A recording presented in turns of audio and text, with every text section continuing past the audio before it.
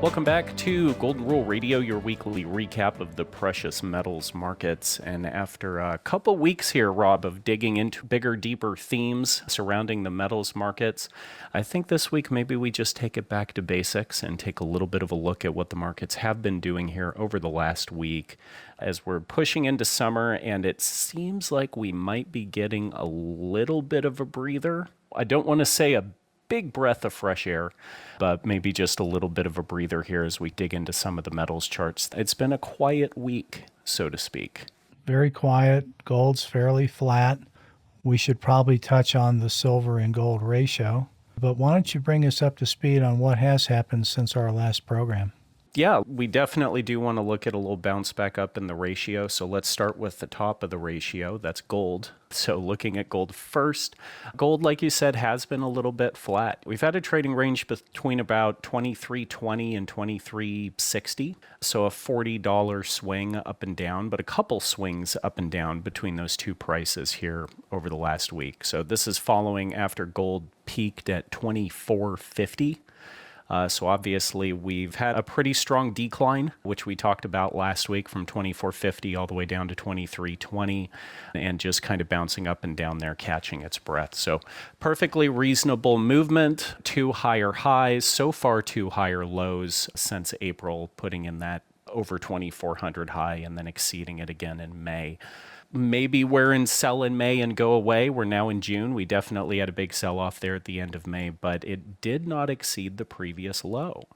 So despite the fact that gold had one of the strongest springs I think we've seen really since 2020 COVID, gold still holding incredibly strong, up over $2,300. And earlier this week, David made a comment during one of our meetings. Think about a bull market in any asset is you can nickel and dime yourself to death waiting for those pullbacks. And I think that's something to kind of keep in mind here. I think I've always said the charts work until they don't. Things make sense until they don't. And when things stop making sense, there's really not much you can do at this point. So yeah, I'm just going to dollar cost average myself into gold to death until this is said and done. And if a couple opportunities present themselves occasionally, great. And we're going to keep trying to eyeball pullbacks for our listeners out there so they get opportunities for larger positions. But on a week like this, where we're off $150 from a few weeks ago and it's sitting kind of quiet, it's a good week to throw a couple $100 at the gold price. What do you think? I do. I mean, it's not going to, over time, do anything but go higher. We know this. So all we're trying to do is figure out, like you said, a good entry point. You want to buy on a down day. We know the end result here is going to be over $3,000 gold in a matter of, 6 months, 12 months, 18 months. We don't know the time, but we can see it moving much higher, 3,000, 3,500 and beyond. It's not because of anything other than the fact that this government has painted itself into a corner, and the only way out is to expand the money supply, period. Yeah, and if the only solution, like you said, is expanding that money supply, then you're right. I mean, it just becomes inevitable. And to the average gold buyer, we're obviously preaching to the choir. Those of us who have been buying gold for decades, this isn't some earth-shattering news or anything. But what does happen and does become earth-shattering is eventually there's a number out there that the general public gets interested and then involved and then over-involved. Right. And last time we had to go around, gold had already gone from 600 to 15 or 1600 before the general public gets involved. This go around, gold goes from 1200 to who knows what that number is by the time the general public gets involved. And maybe it's that 3,000 number, because I think you're right. So dollar costing in, and a great way to dollar cost into your metals position, especially gold, is by dollar costing in with a cheaper metal when it makes sense to do so based on the price ratio, and that's silver. So lo and behold, anything gold does, silver does better. Gold goes up, silver goes up. Gold goes down, silver goes down a little bit more. So silver had a really nice little retracement here. Still not enough to write home about. but going all the way up to 32.50. I think we're back above 30 at time of recording, but we did get under 30 there for a short bit, although we did stay above kind of the left shoulder of a little what looks to be possibly a little head and shoulders pattern starting to build here going back to April.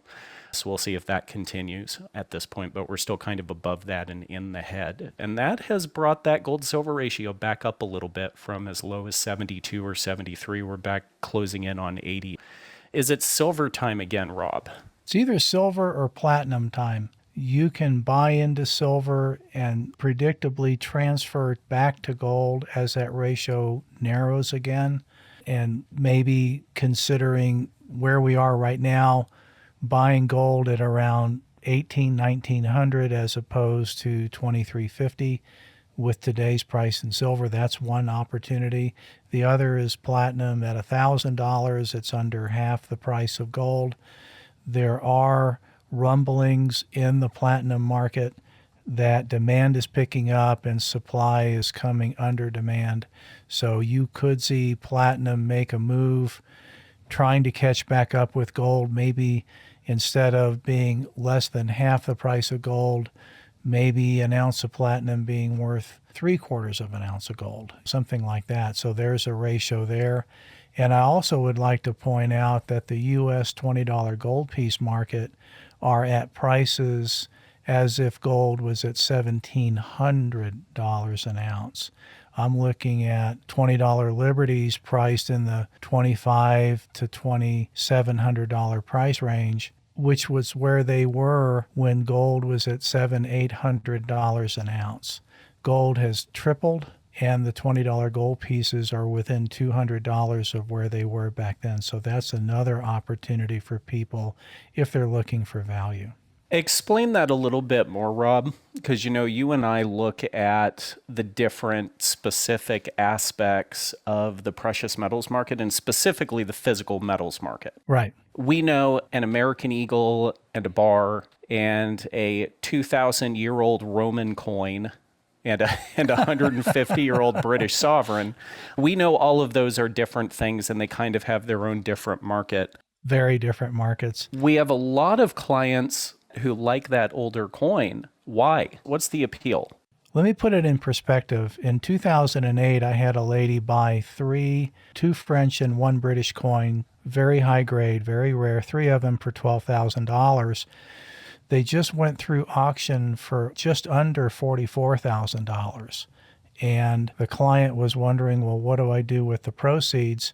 And I went back to the 2008 market with a $20 Liberty trading at $25.50 with gold at $715, right around there. Gold is now at $2,350, and they bought the $20 Liberty, same quality, MS63, for $2,725, which is, like I said, it was $175 more than they were back in 2008. But talk about multiplying ounces. That $12,000 that could have bought, we'll just say 4 coins, turned into 44,000 because of the type of coins they bought, and that turned into 16 of the $20 gold pieces here in 2024, starting in 2008. Now, that was just a very small portion of their overall portfolio, but these are things that we do. We look where the value is. We're not in the high-grade European market anymore. We're actually selling into that market as opportunity presents itself and looking for value as to where to trade.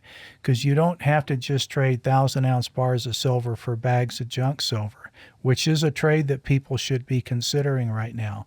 Or we don't have to wait for the ratio of silver to gold to come down from 80-1 to 40-1 to make a profit. All of these different types of products in the physical precious metals market can be ratio trading at the right time, but you got to understand this started back in 2008. Here we are in 2024. It's like these are not day trades. This is like sitting on the front porch watching your grass grow. It takes time, but it happens, and this is what we do, and this is why we like to spread it out. We're not just going to put people in gold kilo bars and 1,000-ounce silver bars. We would like to spread it out among the different markets, maybe 5% or 10% into something really nice, the bulk in gold and silver, but that can also be divided up among different kinds of bullion coins or collectible fractional European gold pieces, which are priced the same price as 10,000 quarter-ounce gold eagles. Miles, you can buy a 150-year-old or a 100-year-old French or British coin for the same price per ounce that you would for a 10th-ounce gold eagle or a quarter-ounce gold eagle. So there's opportunities in this market. We are agnostic as to what people get. There's advantages and disadvantages to everything. And what we try to do is say, here's your choices, here's the prices, here's the premiums, here's the comparisons, what the client is comfortable with. We would like to spread it out so as an opportunity presents itself, there you go, just like what happened with my clients earlier this week. Well, and I think that's one of the reasons why we do talk about the gold to silver ratio as often as we do, is because it's a great example of a number of different things, whereas gold silver is a very easy way to kind of understand the concept. Right. But stretching that concept out provides a lot more opportunity in different things, right? In different things, but there's more moving parts. And I've talked to so many clients. I have thousands of clients, and they'll talk to different people, and they have, oh, you got to buy this over here, but don't buy that over there. Well, everything is reasonable if it's the right price. We're not interested in trying to jam people up into high commission items. What we're looking for is the reasonable best value. You can buy $20 gold pieces, certified, uncirculated, for premiums as low as 5 or 10% over the price of a gold eagle. Those premiums versus a gold eagle have been anywhere from 35 to 50% to 200%. Those premiums are so far down from where they used to be, it's just reasonable to take a look because they don't make a 100-year-old coin anymore. It's interesting we ended up talking about this because I do think one of the key things we've tried to bring to the show is, where do we see opportunity? That's why we look at things like pullbacks. That's why we talk about things like ratio trading, because we've got a lot of clients, mostly clients, listening to our show that we don't talk to every week. And that was kind of the idea when we started Golden Rule Radio years ago. It's how do we communicate with our clients on a regular basis about things we're seeing in the market that are worth taking advantage of? And then occasionally, how do we teach new people that are just trying to learn? And I know for a lot of people, the rare coin market is something that might seem a little daunting or scary or confusing because you hear rare coin and you think, so I got to pay like $50,000 for an ounce of gold. But it's really, and I've had those questions before, but Right. it's really nothing like that if you do it correctly within the right types of products with minimal premiums, and in some cases, zero premium. Like you just mentioned, there are times where there's no reason not to. Like, why wouldn't you buy a 100-year-old coin for the exact same price as a modern one? There is zero downside potential. Zero downside. And people say, well, how will people recognize it? Well, gold is gold, first of all. It doesn't really matter. Bite it. You got it covered. Yeah. If push comes to shove. But liquidity to the collectible market is like location is to the real estate market. So you don't want to get into something exotic or something that is so weird that nobody knows what it is, like a 2,000-year-old whatchamacallit from who knows where. But if you stay mainstream, like European fractionals from England, Britain, France, Nordic countries, Italy, these are not weird coins. They were part of their money supply 100 years ago, just like the double eagles have been part of our money supply up until 1933. It's a strong market. It's a worldwide market with a great deal of volume in it. We would like to just show people their different options. Yeah. And last time I checked, it's their money. All I do is say, well, here's some things you may want to consider. And whatever they're comfortable with, if that's what they want, that's what we do. Now, I did have a client, a longtime client, big-time stockbroker from 30 years ago, and he bought some $20 gold pieces from me 30 years ago. They've done amazing. And he's like, hey, Rob, I think I just want to trade him in for a regular gold eagle. He's got like 49 ounces in $20 gold pieces, and he wants to convert them to just regular gold eagles because everybody knows what they are. And I get that. But to make that trade, you're going to lose 4 ounces of gold because the premiums are so far down.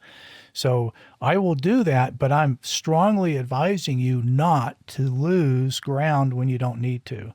So even though somebody may have a strong opinion, I am going to stand my ground and say, there's not a problem with what you have. Why go backwards if it's not to your advantage? So now, Rob, just since we ended up going down this train this week, I've got a fun question for you. Fun may not be the right word, but I just want to hear how you answer this. What do you think about companies that are selling modern collectibles? Well, I know you and I laugh, but there are people out there that are paying $70 for a 1 ounce Canadian red-tailed hawk that was minted last week. which is a 1 ounce silver coin. Yeah, which is Yeah. the exact same thing as the 1 ounce maple leaf they can get for $35 or less. But Right. it comes with a really good sales pitch. That's just over the top. I mean, if you want, we have all that stuff in inventory. If they want a red tail hawk, we'll sell them to you for the same price as a silver Canadian maple leaf. It's not a big deal. So if you like that kind of market, give us a call. I think you'll be shocked at what we sell them for because we sell them at bullion prices, not these exalted rare coin prices that people are being convinced this is a limited item. You got to get it now. You got to pay $70 for a $35 coin. No, you don't. I don't mind the modern market, but I think it needs to be put into context compared to the rest of the market. If it's the same price as a silver maple leaf or a silver round, go for it. But if you're paying a ridiculous premium, you need to call us. And I think that's a good point. And one of the things I've always appreciated the company tries to do is look for the opportunities when the cost makes sense to do so, to have an exit plan, so a goal in mind. Hey, we're not just buying MS64 Liberties right now at 28% premium above spot because it sounds good. It's because we know what our target exit points are and where we're going to be getting out and moving into other types of products. Exactly. It's like I tell people, how much is it going to cost me? How can I get hurt? What happens when I need to sell it? Yeah, Those and are I've the basics. stolen that from you because it is an exceptional way. It is a great way to look at any type of investment you're making. You can use that for almost anything except where you're taking your wife for date night. That you may want to forego the concern questions and just take her where she wants to go. That's right. Well, I appreciate it, Rob. I wasn't expecting to go this route, but it is the thing that I feel like we're going to start talking about more because I'm thinking back to the last major bull market. I'm really seeing the parallels today between like 2006 and now. We're starting to see gold start to move. It's starting to gain a little bit of traction.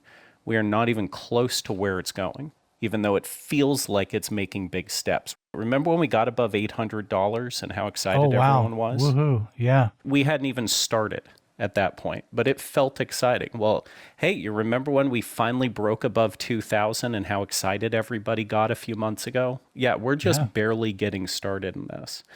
And we know what the rare coin market, we know what the gold silver ratio, we know what platinum does, we know what these things are all going to do come the middle to late stage of the bull market. And we just want to see people positioned before it's $10,000 gold and $100 silver. So there are ways to build some of these additional strategies into your portfolio. And the rare coin thing, we've been talking about silver for a while. We brought platinum in over the last year or two. Now we're adding a third piece that we want all of our listeners to start learning about and paying a little bit of attention to. Because like you said, the premiums are stupid. They're stupid cheap. In fact, David McElvaney instructed our numismatists to go out and find as many as he could that met our standards. Now, for Drew to come back with 200 MS63 $20 Liberties, he had to look at over 1,000. Just to put it in perspective, just because they're graded doesn't mean they meet our standards. But besides all that, talk to your rep. Look at all the different choices here. Instead of being myopic on just one particular or two particular items, there's a whole range of products to consider and spread it out.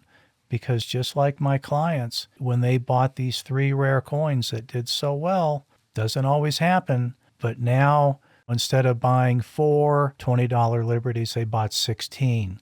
That's amazing. It's stunning to see what can happen in a market like this just if you have the opportunity. But if you're not in the market, you don't get to play. You have to have a little bit of platinum. You have to have some gold and silver, some $20 gold pieces, some European fractionals, some eagles and maple leafs. I mean, spread it around, watch and wait.